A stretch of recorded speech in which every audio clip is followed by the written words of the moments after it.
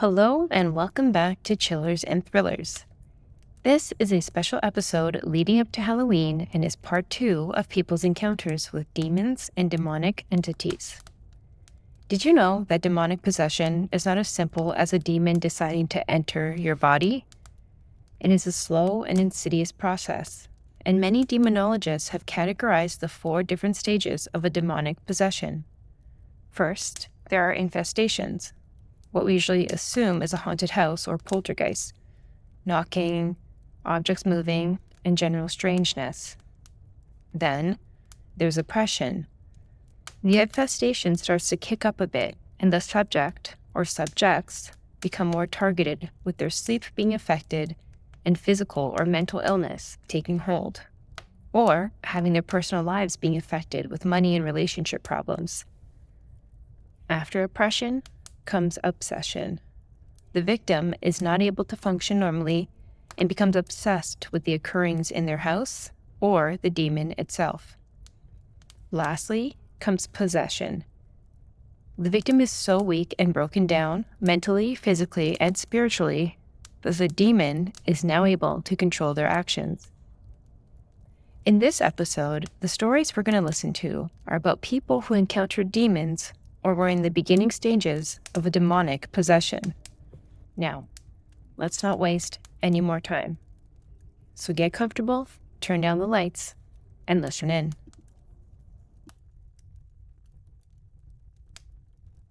The Evil Vacant Apartment, submitted by user Helene.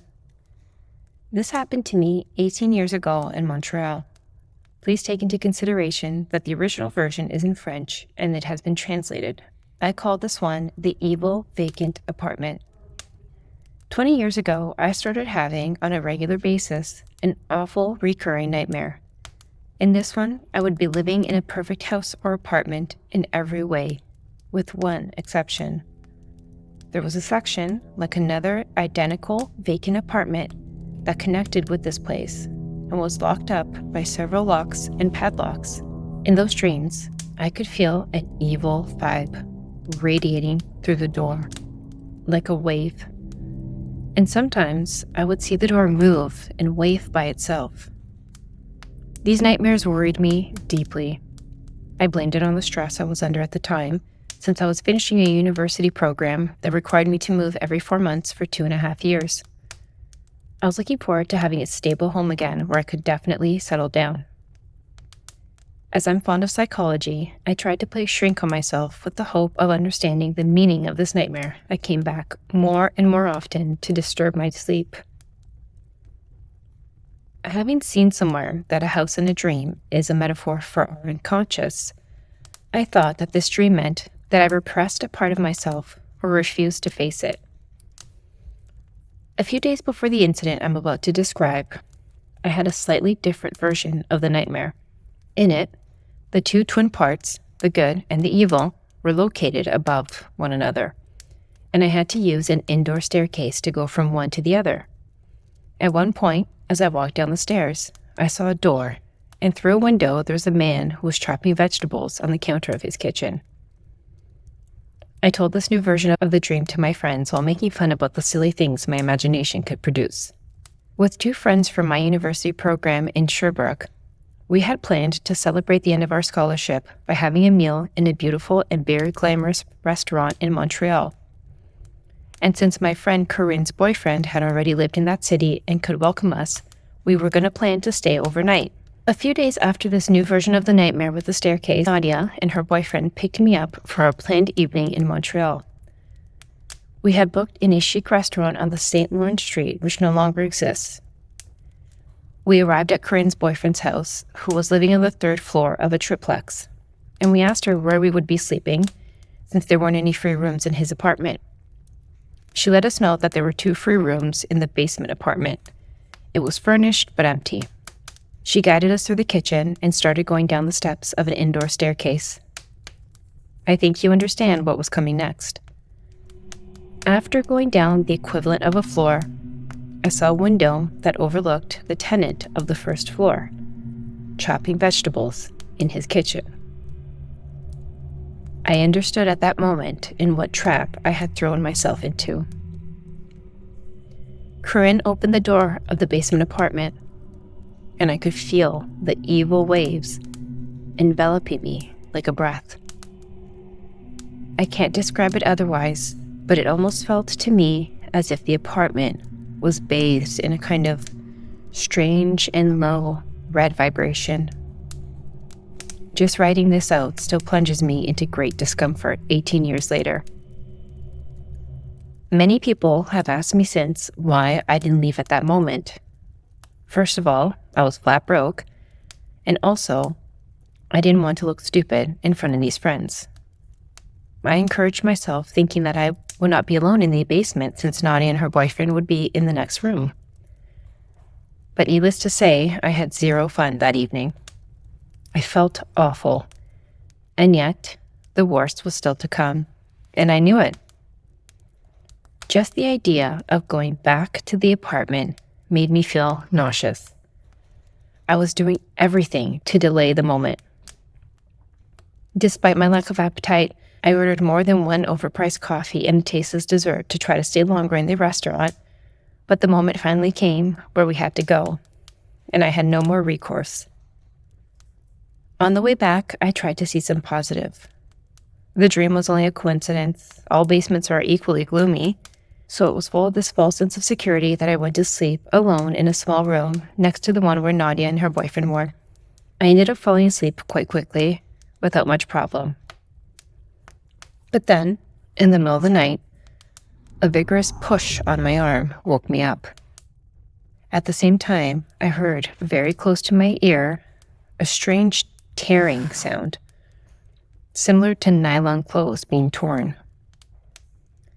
I've read not long ago that some paranormal investigators associate that sound with an entity, demonic or otherwise, entering our dimension, and just the thought of it makes me shiver. I was laying there in the darkest night, alone in this horrible room, wondering what had attacked me in the dark. The room didn't have any lamp next to it, and I was unable to leave the bed to reach the light across on the wall. I don't think I've ever felt my heartbeat so hard. I was paralyzed. I was thinking to myself, this is not happening. This can't be true. What should I do? My head was spinning 1,000 miles an hour. I was trying to find an explanation for everything, and I did a pretty good job convincing myself that what I felt vigorously on my arm was nothing more than a big rat or snake. And since I slept on a bad quality nylon quilt, the noise was probably just the slip of the fabric. As I was delighted to have found an explanation for everything, the same thing happened again. The thrust on the shoulder, and the tearing sound next to my ear. I think I lost consciousness at that point. Well, that's what I choose to believe, because I woke up later at the sight of the first pale of dawn, and as soon as I could see the end of my nose, I grabbed all my things, climbed the stairs 2 at a time, and sat down in Corinne's kitchen on the 3rd floor, alone and in the dark. When she woke up some 3 hours later, I told her that I had just arrived and had a great night's sleep.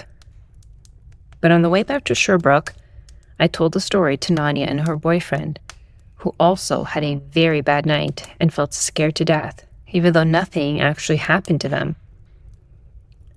I decided never to tell Corinne about it. During this time, I had been living temporarily with another friend called Susie. When I arrived at her home, I was very disappointed not to find her. As it happened before the reign of cell phones, I couldn't reach her anywhere, and resigned myself to sleep alone in the apartment. As the night was falling, I sat down on my bed and started listening to the evening news to try to reassure myself. At that moment, I started to hear strange scratches in the wall just behind me.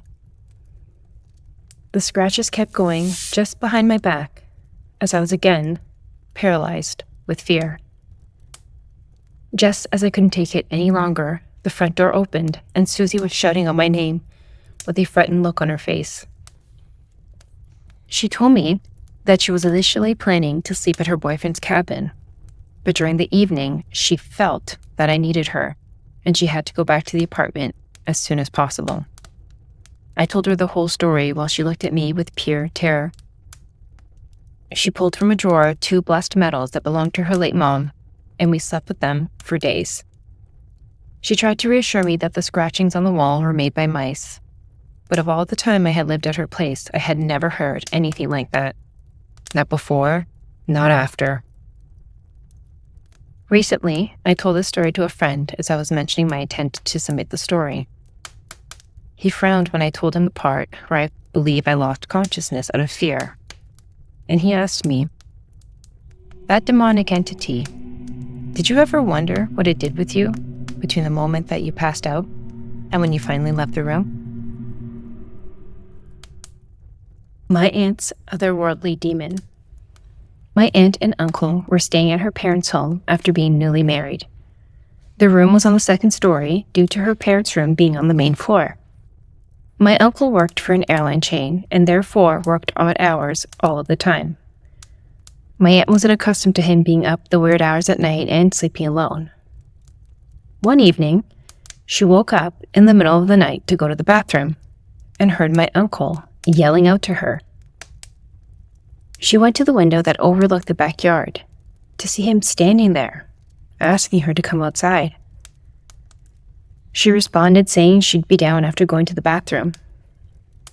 On her way down the stairs, she had a strong prompting in her mind, reminding her that my uncle had just been asleep next to her.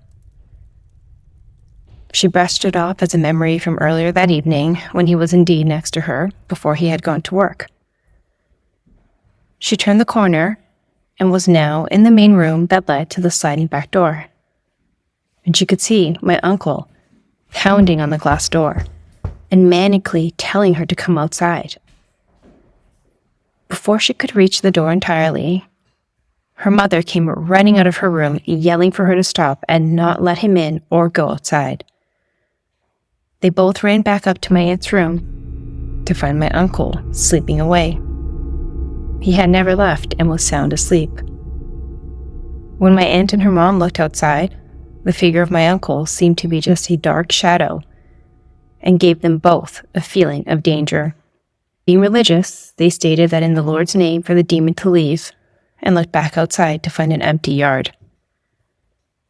My aunt's very willing to talk about this experience, but her mother, on the other hand, refuses, stating it was very real and very dangerous.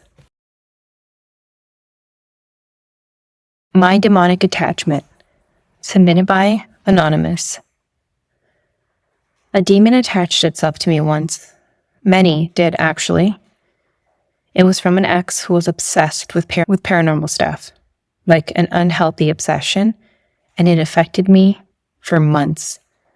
Nightmares, sleep paralysis, scratches on my arms, weird behavior like wanting to laugh at things that were meant to be sad or serious, feeling constantly watched, all the kind of typical stuff.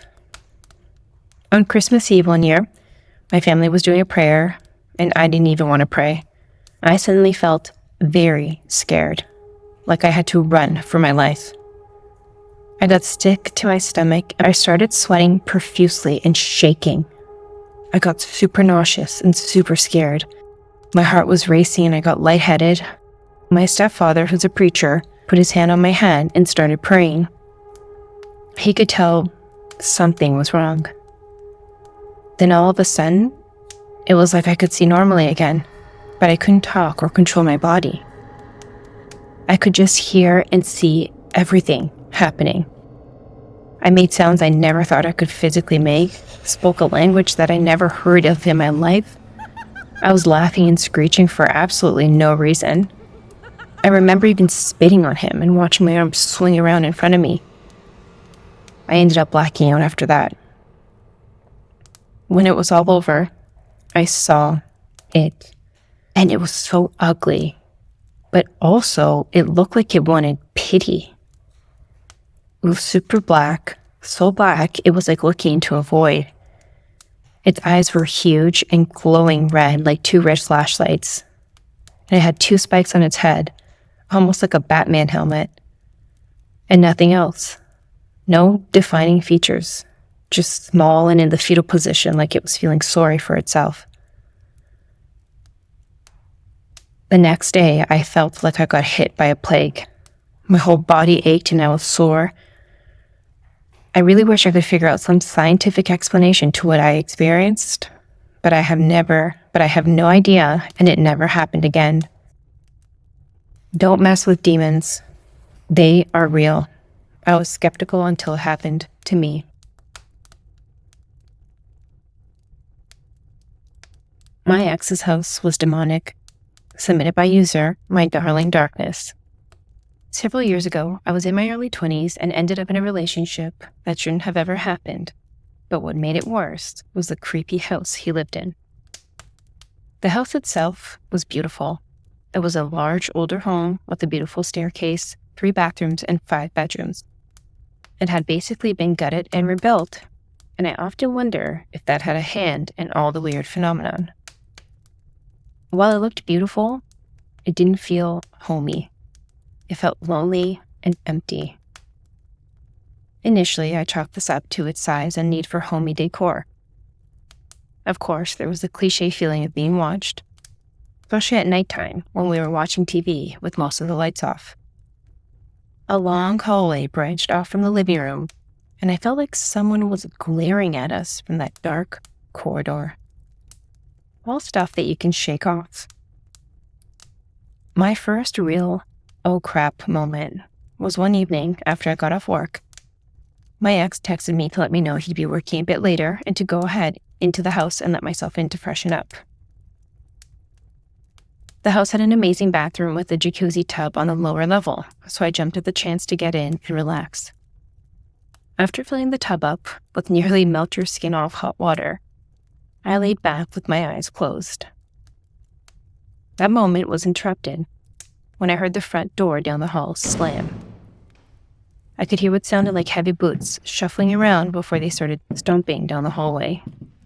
I heard every aggressive step until they stopped right outside the bathroom door.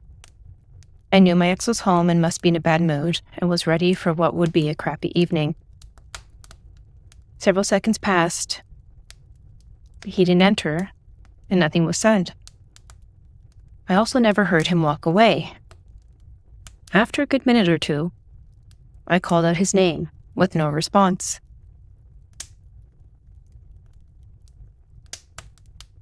I thought maybe he was trying to mess with me and would probably bust through the door and scare me at any minute. I called back to let him know not to bother, that it wouldn't work. And I was met with eerie silence.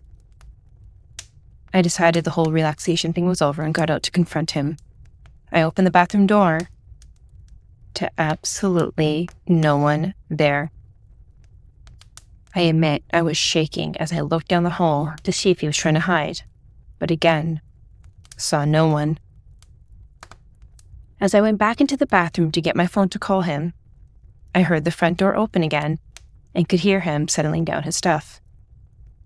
I come down the hall and he greeted me and seemed to be in a good mood. I was practically speechless. He asked what was wrong, and when I explained what happened, he waved it off and said, "You get used to it." He was right. I heard this quite frequently, both when I was alone in the house and when we would both hear it together at times. Another time we were sitting on the couch discussing what to get into for the day. It was bright and sunny outside and we were discussing maybe going hiking, when suddenly the front door burst open with such force the door made contact with the wall behind it and bounced off of it. We were both stunned for several moments until I spoke up and said the wind must be bad outside. And he remarked how there was literally no wind outside. Another evening, it was just getting dark outside and I was watching TV alone while he was in another room working on something. I never put too much thought into orbs or took the whole orb thing seriously, to be honest, until that night. As I'm watching TV, I see what looks like a small circular ball of light come down the staircase through the corner of my eye. I turned to look at it head on, and it floated below the TV and up the massive shelf to the right of the TV. I watched it float all the way to the top, shelf by shelf, until reaching the ceiling and vanishing. I was covered in goosebumps and felt terrified. I knew there was nothing that could have caused that. All the windows were sealed off, with the blinds closed as well as the heavy drapes. I also did not hear a single vehicle pass by at the time. I ended up calling for him to come to the living room and sputtered off like a terrifying idiot. Seemed to actually be a bit freaked out by that himself, but said it didn't surprise him. Whatever it was, it liked being noticed. I'll leave off with one experience that I still get insanely weirded out by when I think about it to this day. We had both fallen asleep while watching TV one night. I remember it was the middle of winter, and it was cold in the house, as keeping the large house heated in low temperatures was both hard and expensive. I was on one end of the couch and he was on the other. I woke up with a start and felt very disoriented.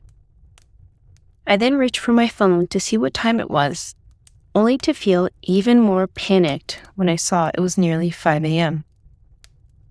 I had to work that morning in less than a couple of hours, and I didn't bring my work clothes with me, as I had not planned on spending the night.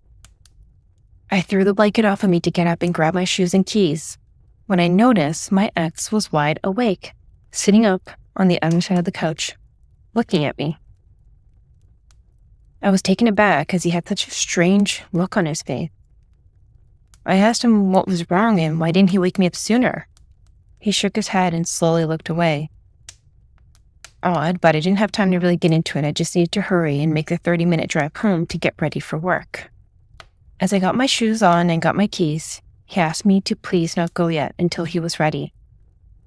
I went to ask him when he was getting ready for, as I knew he was off that day, but he had gone down the hall to the bedroom before I could ask. He came back a couple minutes later, fully dressed, and was putting his coat on. Told me he was going to his mother's house, which was just a few houses down from his own. I looked at him like he was crazy and told him, "It's 5 a.m. Surely your mom is asleep."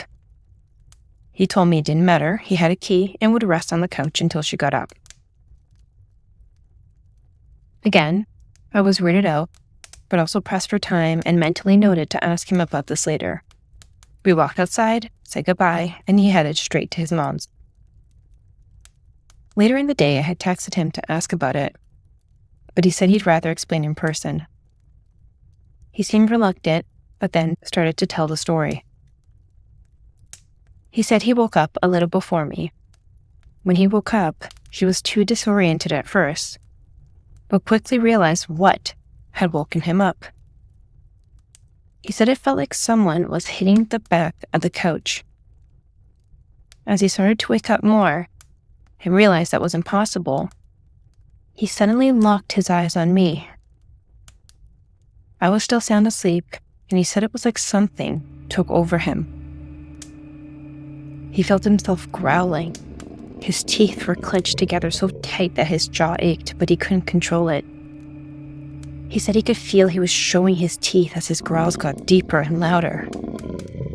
He explained that the growls were so animalistic that he couldn't even imitate it now.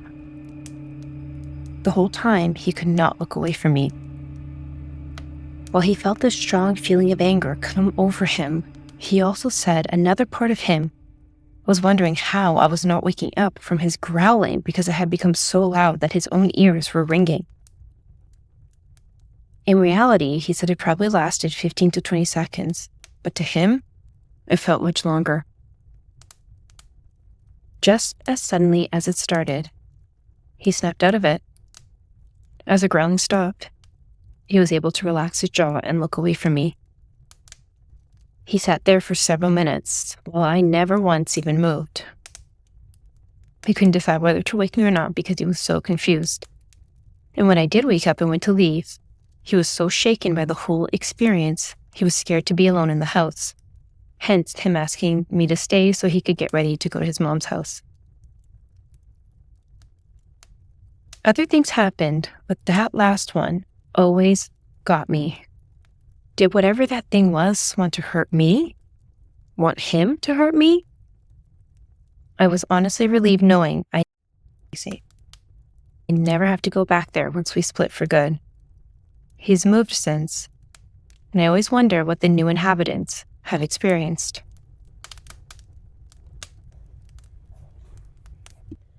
A Different Kind of Evil, submitted by Meredith Sharman.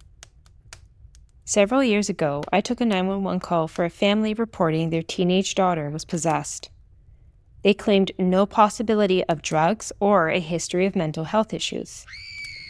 Family members were holding her down, and I could hear two people screaming at each other in the background. I asked the caller to tell whoever was yelling at her to stop. The caller said, "It's her." I responded that I knew it was her, but whoever was yelling at her at the same time had to stop. The caller said, "It's her. Both voices." I kid you not, it was the creepiest thing I have ever heard. I have been doing this for 25 years and have heard many things. I know of man's inhumanity and the horrible things people do to each other, but this was a different kind of evil. I was clearly hearing a young girl screaming at the same time an adult male was yelling back. I couldn't understand either language, but they were clearly two different voices. The family swore both voices were coming from her at the same time.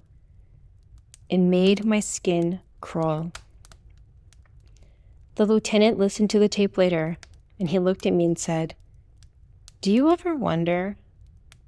Yes, I do. And that's all for this episode. As always, I'd love to hear your thoughts, so feel free to drop me a line at chillersandthrillers@gmail.com. Next week is our Halloween special, featuring some of the scariest stories I came across throughout the year while researching for different episodes. I hope you'll join me and that you'll share with your paranormally inclined friends and family. In the meantime, I hope all you ghouls and ghosts stay safe. And if you're watching this on YouTube, I'd love it if you left me a comment letting me know what your favorite horror movie is to watch during the Halloween season. I'll see you all next week.